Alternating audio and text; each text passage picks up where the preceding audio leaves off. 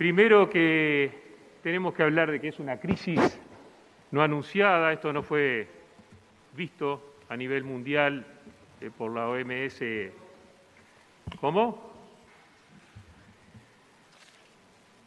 Es una crisis no anunciada, no había un escenario de contingencia a nivel de la OMS que estuviera armado para enfrentar esta situación excepcionalísima, que estaba condicionado por condiciones previas en los países y con políticas sanitarias heterogéneas y resultados dispares. Según la CEPAL, el mundo se encuentra ante una crisis sanitaria y humanitaria sin precedentes en el último siglo. Siguiente. El nivel de salud de la comunidad estaría influenciado por determinantes. El 43% de la distribución de la mortalidad está basada en los estilos de vida y comportamiento, como se hizo referencia acá al tabaco, entre otras cosas. Siguiente. Las medidas adoptadas, destacadas para la contención de la pandemia, fue el confinamiento voluntario, la amplia capacidad para realizar pruebas diagnósticas, el sistema de vigilancia epidemiológica con capacidad de rastreo de contactos, el fortalecimiento del sistema de salud y la infraestructura para asegurar la atención médica, la integración de los sectores públicos y privados, el sistema de emergencia prehospitalario y un primer nivel de asistencia fuerte, con una gradualidad en la implementación de las medidas. Siguiente.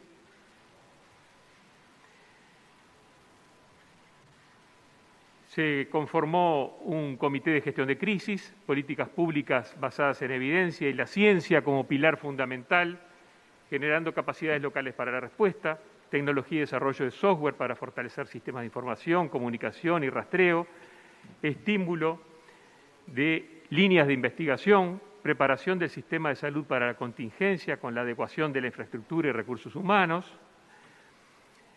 promoción de la atención al primer nivel de atención y de la consulta domiciliaria en particular, un gran debe del gobierno anterior, particularmente en el sector público.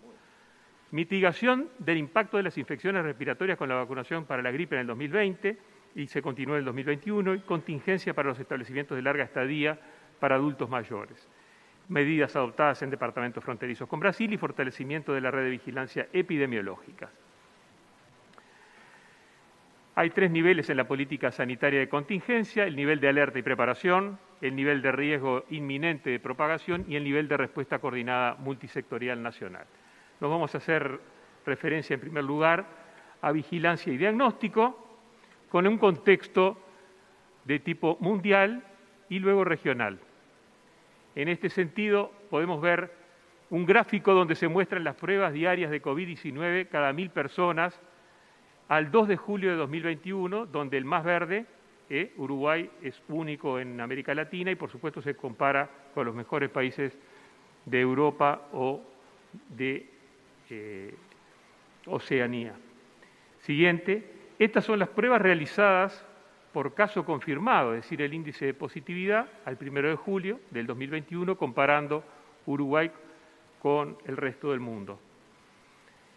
Esta es la cantidad de test por 1.000 personas, por lo cual se habla de que tenemos una asimetría franca entre la capacidad de testeo de Uruguay con respecto al resto de los países de Latinoamérica y otros.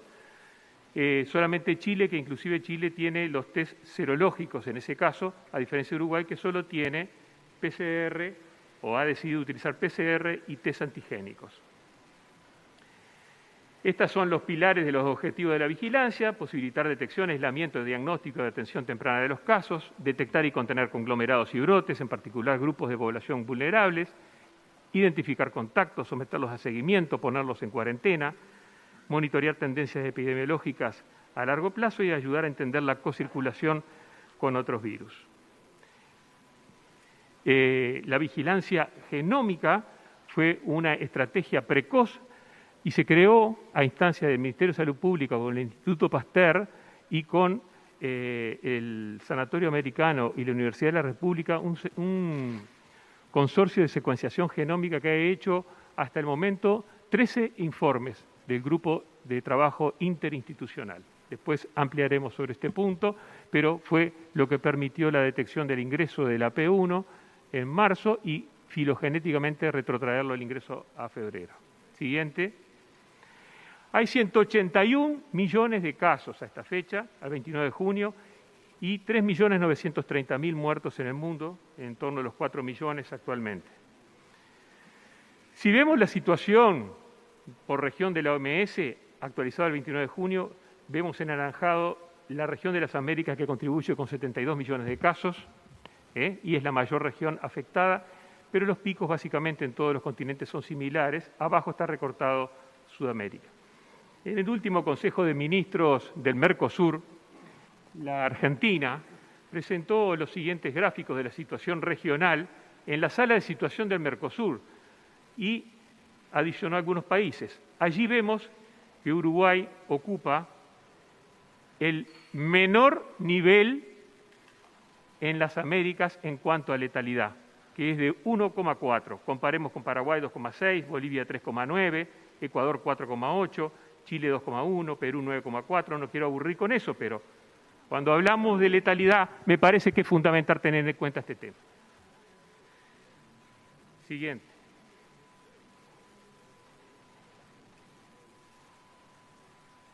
Acá tenemos los casos confirmados por país. Cuando sabemos y mostramos en la diapositiva anterior, en la preanterior, que las capacidades de testeo eran muy disímiles. Por lo tanto, las capacidades de confirmar casos van a ser muy disímiles. Muy disímiles. Siguiente. La tasa de mortalidad específica, hablemos de muerte. Uruguay. Estos son datos que los publicó la ministra Besotti en la sala de sesiones del Mercosur de situación a la semana epidemiológica 21, que era la peor. Es una foto. Y la tasa de mortalidad acumulada a cada millón de habitantes de la semana epidemiológica desde la octubre de 2020, decir, la semana epidemiológica 10 del 2020 a la semana epidemiológica 21. Y Uruguay, en el Mercosur, y comparado con todo, tiene menor tasa de mortalidad. Es hechos y no palabras. Acá tenemos las variantes de preocupación. Acá tenemos las variantes al día de hoy en Uruguay, alfa, beta y gamma, siendo que Uruguay ya está con una transmisión comunitaria que después explicaremos. Al igual que Brasil, es el único país de América, exceptuando Brasil, que tiene un 100% de P1. Vigilancia en contexto nacional. ¿Qué medidas son claves para la vigilancia integral? Estas son las orientaciones de la OMS del 16 de diciembre de 2020. Promoción del testeo, incremento de la capacidad de testeo, incorporación en el PIAS, ordenanzas ministeriales, formación e incorporación de recursos humanos y la vigilancia genómica a la que hacíamos referencia. Siguiente. El Departamento de Laboratorio de Salud Pública es muy importante y pasamos de tener un laboratorio de salud pública de vigilancia genómica a tener 27 laboratorios de vigilancia genómica. Siguiente. La capacidad de testeo. ¿Y por qué la capacidad de testeo aumentó? ¿Acaso se le ocurrió al ministro aumentar la capacidad de testeo?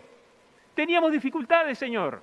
Teníamos dificultades, señor senador, con los PCR. Y esto es un hecho. Y la OPS-OMS nos ofreció los test antigénicos en diciembre. Fueron analizados, fueron randomizados, fueron testeados contra muestras de PCR en el Laboratorio de Salud Pública y se demostró su altísima sensibilidad y, además, especificidad de un 100% y sensibilidad arriba del 90%. Y esto es muy importante en pacientes sintomáticos, y es lo que dice la ordenanza que se encuentra ahí.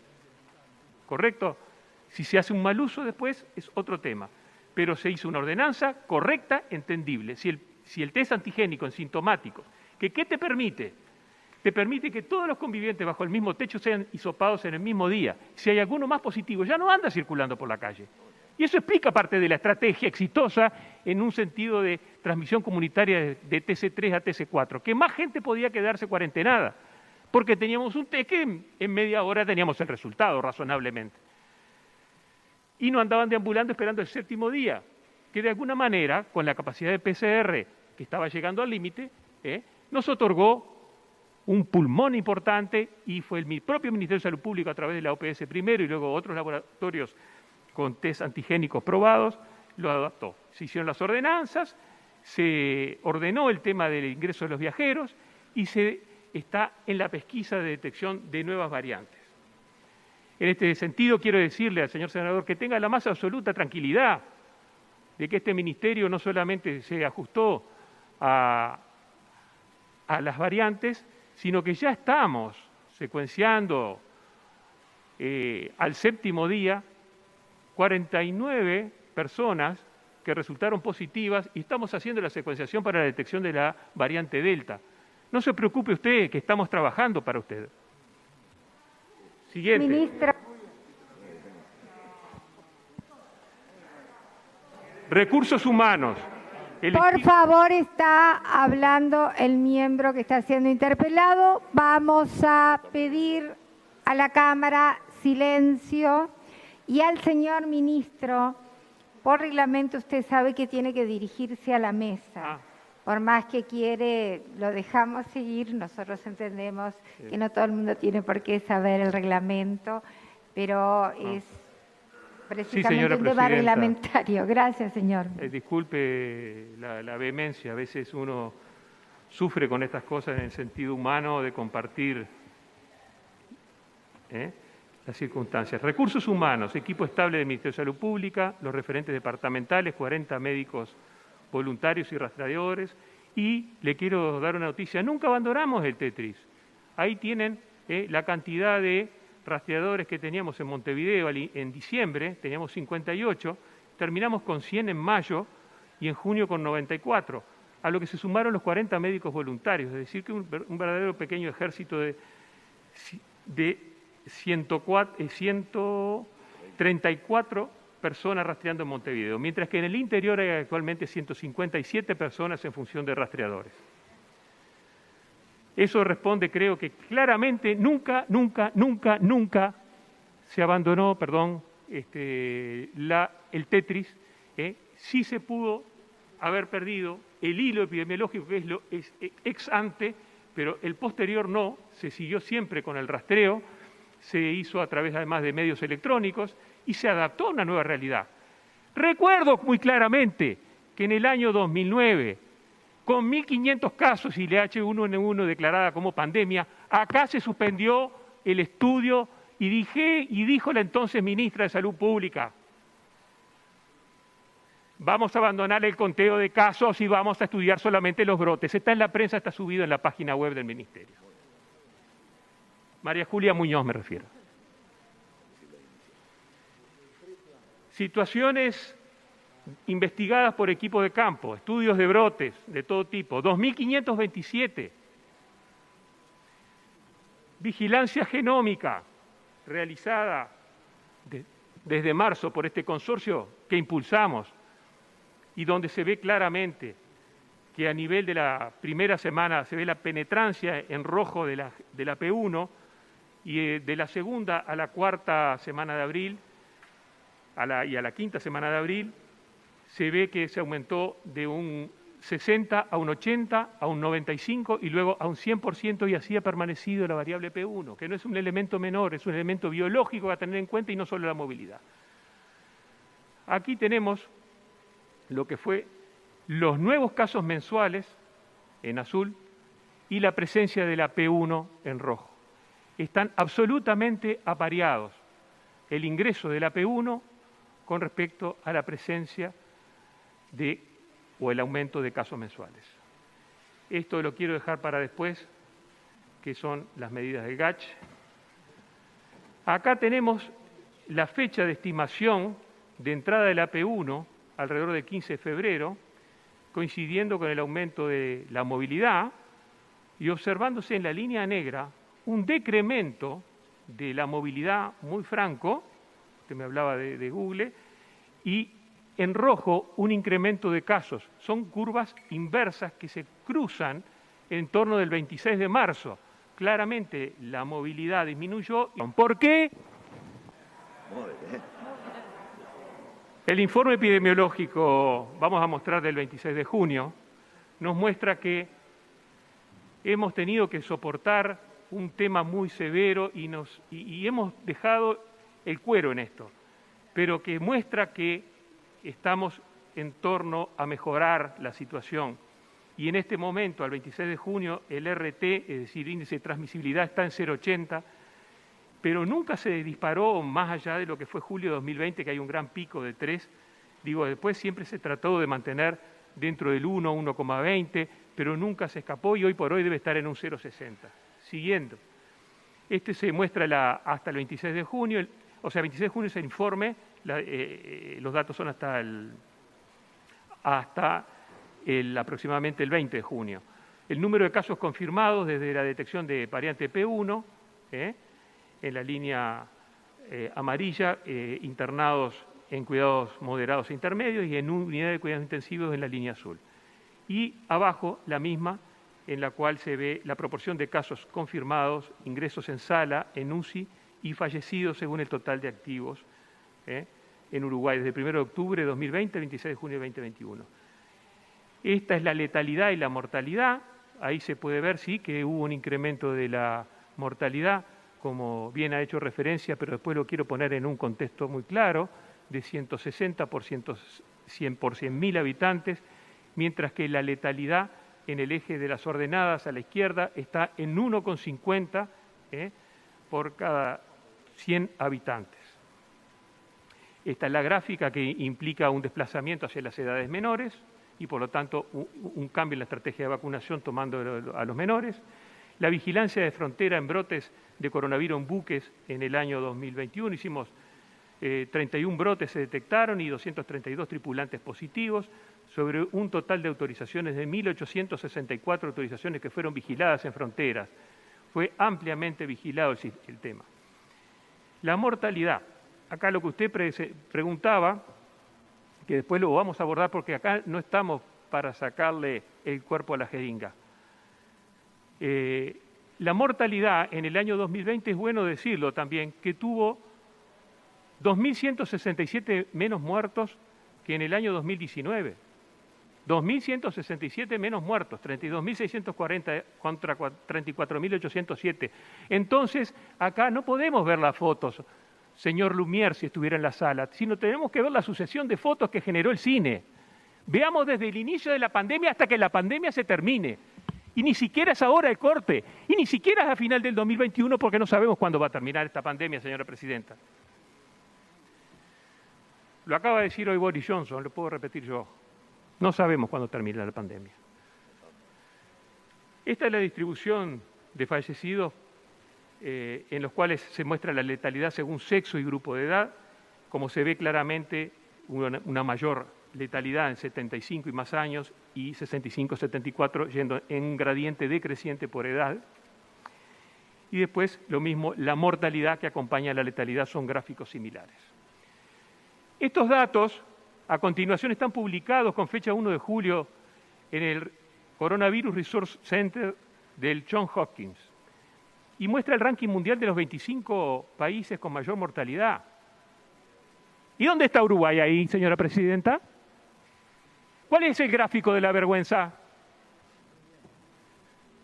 Esta es la distribución de mortalidad por cada 100.000 habitantes por país americano, que nos duele decir que tenemos esa cantidad de muertos, pero también tenemos que decir, en defensa de lo que afirma el señor senador Olesker, que tenemos un muy buen sistema diseñado para hacer llegar en tiempo y en forma los certificados de deceso o de fallecimiento en formato electrónico, en forma inmediata y en forma transparente, como ha sido este gobierno.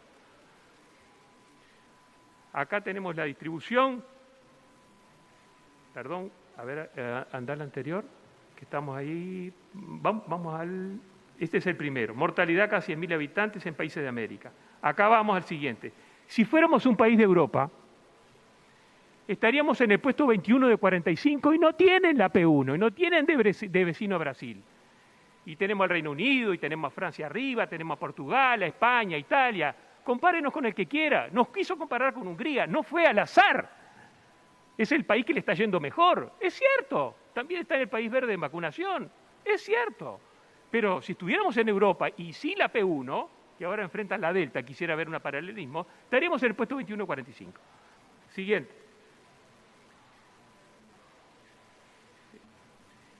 La distribución de letalidad por país americano estaríamos en el puesto, no estaríamos, en el puesto 22 de 26 en América. Señor, vergüenza. Siguiente. Se me trancó la...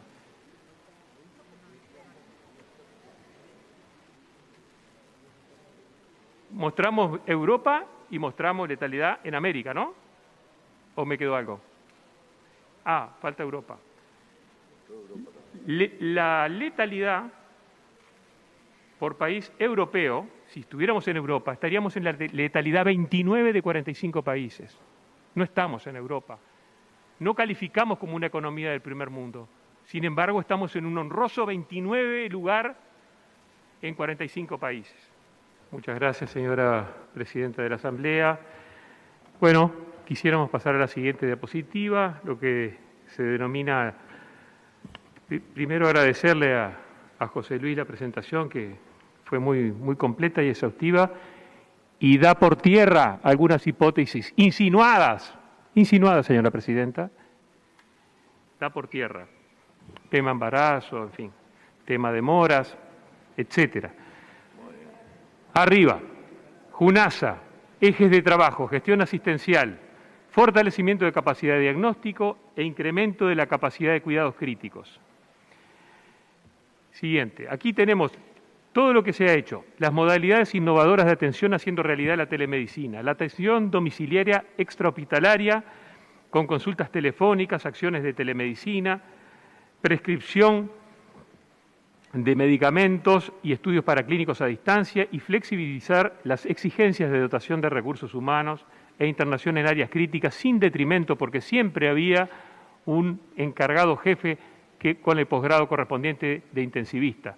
Con el Ministerio de Trabajo y Seguridad Social, darle cobertura del seguro de desempleo y de COVID-19 como enfermedad profesional e inclusive luego ampliamos hacia el cumplimiento de la cuarentena, dándole la cobertura pecuniaria y ampliando esta cobertura a la Caja de Jubilaciones Profesionales del Uruguay.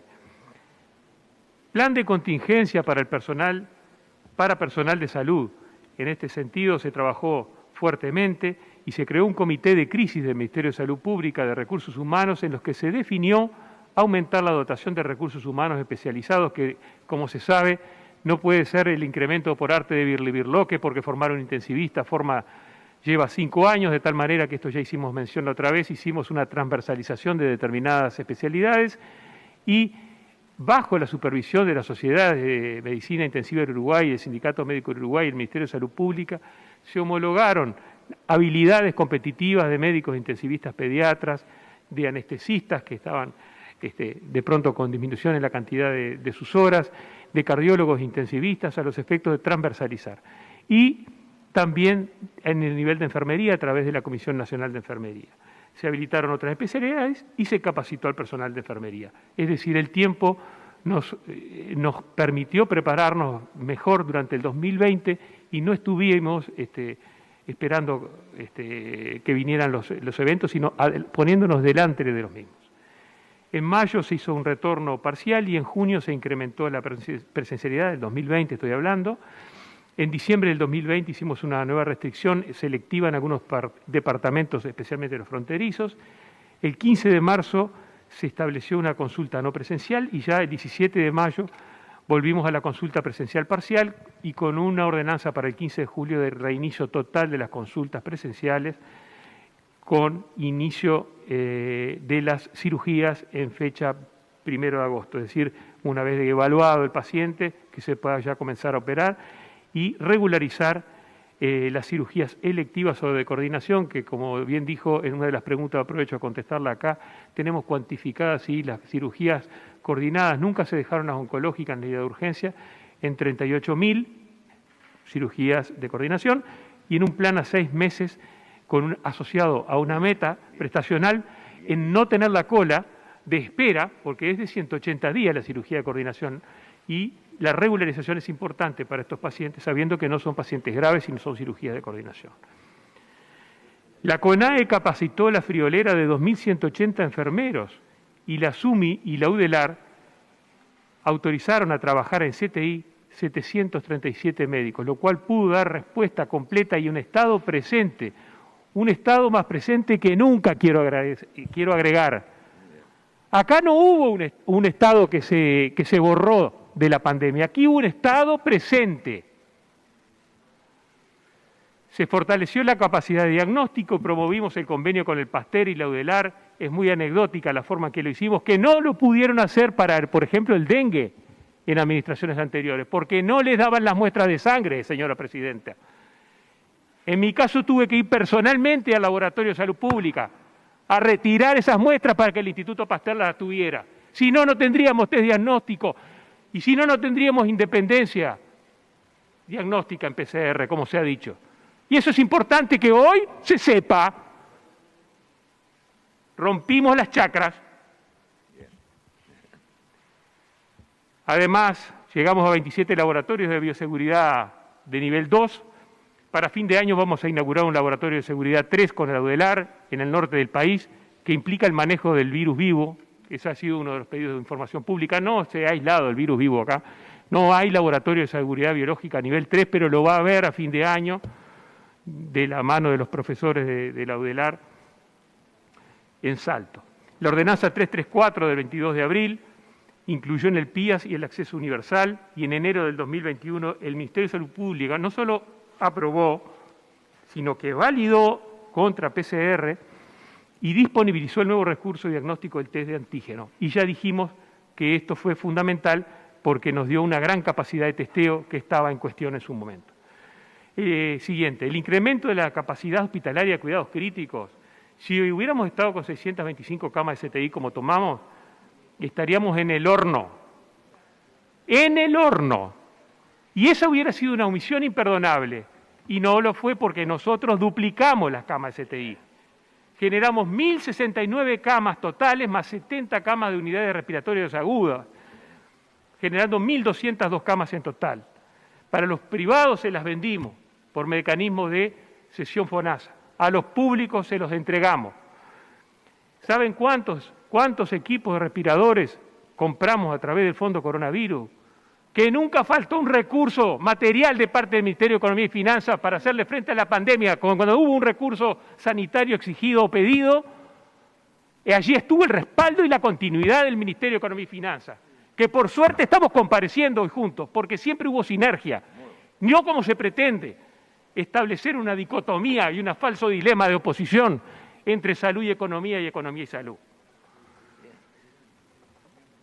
Dice ahí, compra respiradores 200 en 2021. Se compraron 200 más en el año 2020, de los cuales, en virtud de la escasez y de la especulación de algunos, hicimos un llamado a través de la UCA, los primeros 50 fueron carros de anestesia, porque los analistas nos decían que podían fungir como carros respiradores. Y así fue.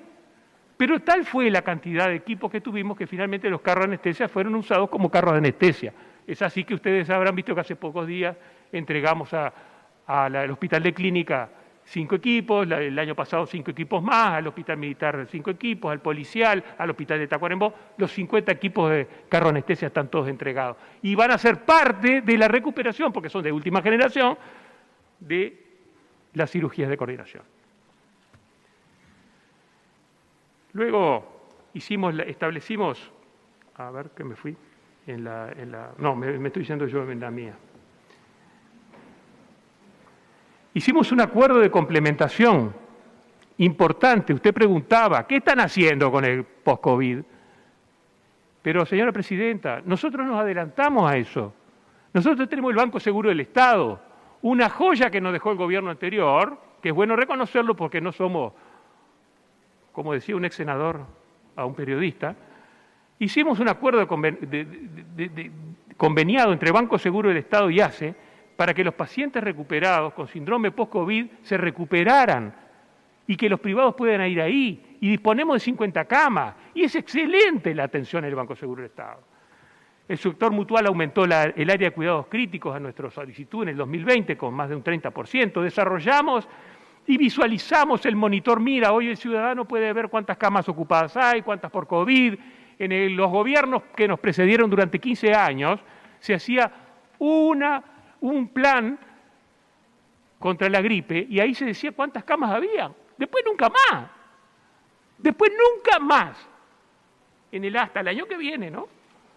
Se creó la Mesa Nacional Coordinadora de CTI y un arancel para pacientes de cuidados críticos incorporándose en la Ley 19.535, que era la compensación, la Cámara de Compensación para atender en puertas de emergencia. Y esto evitó los episodios de saturación del sistema. ¿Podría haber habido algún episodio de saturación puntual en algún centro?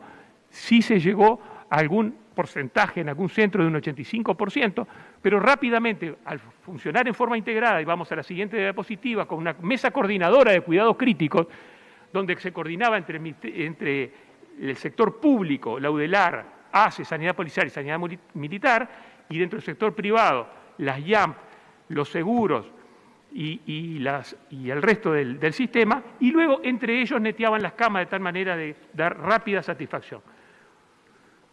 Hoy vemos que tenemos en el entorno de 1.000, es una placa vieja, donde teníamos 738 camas ocupadas, 1.011 en total y 62 en reserva. Y pasamos al siguiente, es el monitor MIRA que vemos a diario. Esto, hoy por hoy, está en el peor momento, tuvimos 76-77% global, hoy está en 59% y hoy COVID está en 19%. Siguiente. Lineamientos mundiales, investigación mundial y evidencia disponible. Siguiente. Esto se refiere, no se refiere a esto, sino al marco normativo, la respuesta a solicitud de información y control. No solo la pandemia nos ocupó, sino que los señores legisladores han hecho 223 pedidos de informe del Ministerio de Salud Pública y de ACE. Hemos respondido 354 accesos a la información pública en plena pandemia. Hemos dado respuesta a 57 procedimientos y comunicaciones de Institución Nacional de Derechos Humanos, que quiero destacar una cosa que se omitió decir en el plan de vacunación por el señor subsecretario, que hemos recibido una distinción de la Comisión Interamericana de Derechos Humanos por ser el primer país del mundo que vacuna a gente que es inmigrante sin documentos. Atendimos 6 denuncias ante la Unidad de Acceso a la Información Pública y no tenemos ningún expediente que sea señalado incumplimiento de la ley. Alguna rémora podremos tener. El rol del control fiscalizador, con más de 1.523 procedimientos, con multas, intervenciones 4.063 desde marzo de 2020 a junio de 2021, en los 19 departamentos donde vimos cumplimiento de cuarentena, control de vacunatorios, cumplimiento de protocolo COVID en prestadores de salud, emergencias móviles, laboratorios, centros de salud mental, centros de hemodiálisis, centros educativos y el EPEM, que es lo que controlaba antes el Ministerio de Salud Pública, la ley del tabaco, mayormente. Entre otros, controlamos shopping, comercio, centros deportivos, centros religiosos, ferias, terminales de ómnibus, frigoríficos, free shop y eventos. Esas son las intervenciones en el cuadro de la torta de intervenciones. El estado de situación del proceso de multas, se han aplicado multas por 14 millones de pesos, están en proceso, y se han realizado desde enero de 2021, desde la Dirección General de Secretaría, 28 resoluciones, 22 decretos y 22 ordenanzas. Esto habla del dinamismo. Siguiente. No sé en cuál estamos ahora. Sí. En recursos diagnósticos, aportamos los test antigénicos, además del PCR. En recursos terapéuticos, algo de lo que no se habla, no se dice, no se habla. Algún intensivista habló por allí. Pero hicimos una gestión estatal única. Gestionamos los fármacos críticos, más de 2 millones de ampollas de midazolam, atracurio, fentanilo, rocuronio, midazolam, diazepam, norepinefrina, adrenalina, que permitió que ningún uruguayo quedara sin su medicamento. Bien. Hicimos la gestión del oxígeno. Cuando Argentina nos bloqueó el ingreso de oxígeno, los tanques de oxígeno, los trajimos de Chile. Hicimos gestiones ante Anvisa y tenemos que reconocer el trabajo del Ministerio de Relaciones Exteriores, que nos apoyó permanentemente con ese tipo de gestiones. Instituimos el tratamiento con plasma convaleciente de COVID. Instituimos al mismo día que la FDA el tocilizumab para evitar ingresos en casos específicos a CTI, los respiradores y carro anestesia ya lo hablamos y los recursos materiales para vacunación también. Siguiente. En el Plan Nacional de Vacunación hicimos un plan de comunicación 360, donde la comunicación fue parte central de la estrategia siguiente, y esa transmedia de 360 implicó la comunicación interna, la elaboración de reportes diarios de situación, la gestión de la pandemia, de prensa, el boletín semanal de noticias, comunicados, entrevistas, campañas de sensibilización, vocería, etc. Hoy por hoy se disponen a disposición del público y en el celular cuántos son los casos, cuántos son los fallecidos, la visualización de camas de CTI, de cuidados intensivos ocupadas y por qué, si son COVID o no COVID, y cómo marcha la vacunación día con día.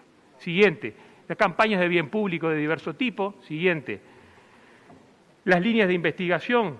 Siguiente, estudio de seroprevalencia de anticuerpos para SARS-CoV-2. Un Ministerio de Salud Pública que investiga, realiza investigación y realiza punta. Cero prevalencia de anticuerpos SARS-CoV-2 en personal de la salud en informe de 2021. Resultados preliminares de estudio de efectividad del SARS-CoV-2 en 2021. Allí lo tienen. En la medida que avanza la línea roja, la vacunación descienden a pico los casos, porque tenemos un sistema de investigación basado en el Data Lake. Siguiente, la tendencia de incidencia de casos de COVID-19 en Uruguay en el periodo de marzo a 29 de junio, donde se ve cuál es la tendencia de los casos. Esto es lo que ya hablaba de la tecnología Data Lake. Y resultados preliminares de los estudios de efectividad de vacunación anti-SARS-CoV-2 en 2021, que está actualizado, donde ya lo mostró el señor subsecretario. La vigilancia genómica, a la que hicimos referencia, este cuadro ya lo mostramos. Siguiente, la investigación en curso y programada, prevacunal y posvacunal, transversal, con estudio de población, antes de vacunarse, después de vacunarse a los 15 días, a los 3 meses, a los 6 meses, a los 9 meses y a los 12 meses. Uruguay estudia y Uruguay trabaja. Es una estrategia dinámica, coherente, equilibrada, integral, oportuna y eficaz. Muchas gracias, señora presidenta.